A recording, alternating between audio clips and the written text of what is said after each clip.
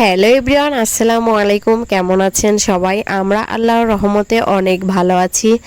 আর আজকে আমার জন্মদিন ছিল, সেই উপলক্ষে ওর বাবা চাচ্ছিল আমাকে একটু খুশি করার, এই কারণে আমাদেরকে নিয়ে চলে আসলো ফুচকা বসে ফুচকা খাওয়ার উদ্দেশ্যে। তো ছেলে মেয়েও অনেক খুশি, তারা ফুচকা খাবে বাইরে এসে, এই কারণে আরও বেশি খুশি হয়েছে। আর আমার মেয়ে তো সারাদিন ধরেই বলছিল যে আম্মু আজকে তোমার জন্মদিন, আমরা ফুচকা খেতে যাব। সেই সকাল থেকে অপেক্ষায় ছিল ওর বাবা কখন আসবে।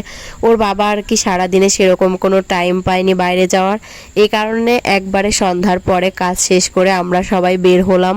আমাদের মুস্তাকিম কিন্তু মেনু কার্ডটি নিয়ে বারবার দেখাচ্ছিল সে কি খাবে, তো অর্ডার করে আমরা খাবারের জন্য বসেছিলাম।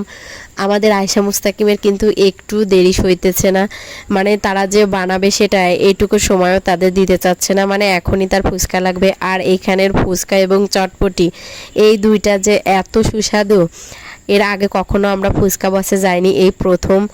আর ফুচকা আর চটপটিটা দেখতেই মানে অসাধারণ লাগছিল, আর খেতে কিন্তু আরও অনেক বেশি সুস্বাদু ছিল।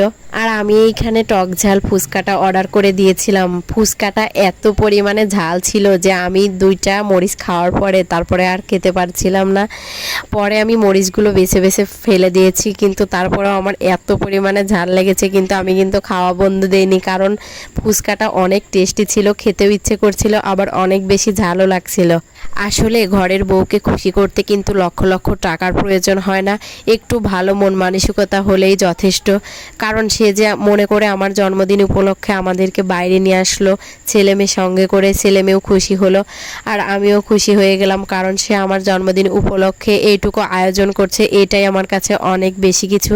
আর আমি কিন্তু বাসা থেকে পানির পটে পানি নিয়ে গিয়েছিলাম, কারণ ওরা যেই পানিটা দেয় ওই পানিটা অনেক গরম থাকে, এজন্য খেতে ভালো লাগে না। আমি এই কারণে টিউবওয়েল থেকে একদম ঠান্ডা পানি নিয়ে গিয়েছি, তো সেই পানিটাই বারবার খাচ্ছি। তারপর ওর বাবা একটা চটপটি অর্ডার করে, আর চটপটিটা একটু মিষ্টি মিষ্টি ছিল, এই কারণে ভাবলাম যে চটপটিটা খাই যাতে একটু ঝালটা কমে যায়।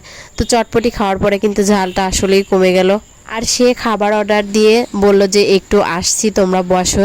এদিকে আমাদের খাওয়া দাওয়া কিন্তু প্রায় শেষ হয়ে গিয়েছে, কারণ ফুচকা এবং চটপটি দুইটাই নরম হয়ে গেলে আর খেতে ভালো লাগবে না, তো এই কারণেই আমরা খাচ্ছিলাম। আর সে এখনও আসেনি, তার জন্য আবার অর্ডার করলাম আমরা। তো তারপর দেখি যে সে দুইটা গোলাপ ফুল নিয়ে হাজির। সে কিন্তু কখনো আগে এইরকম রোমান্টিকতা দেখায়নি আমার সঙ্গে, এই প্রথম, এই কারণে আমার অনেক বেশি ভালো লাগছিল। আর আমার মেয়ে মাশাআল্লাহ এত সুন্দর করে ফুচকা খাচ্ছিল, এর আগে ওকে আমি এত সুন্দর করে কখনোই ফুচকা খেতে দেখিনি। আমার জন্য এই সুন্দর দুইটি গোলাপ নিয়ে আসে সে, আমি কিন্তু অনেক খুশি হয়েছি গোলাপ দুটি পেয়ে, এটাই আমার কাছে অনেক কিছু। তো সবাই ভালো থাকবেন, সুস্থ থাকবেন। আজকের মতো এই পর্যন্তই শেষ করছি। আল্লাহ হাফেজ।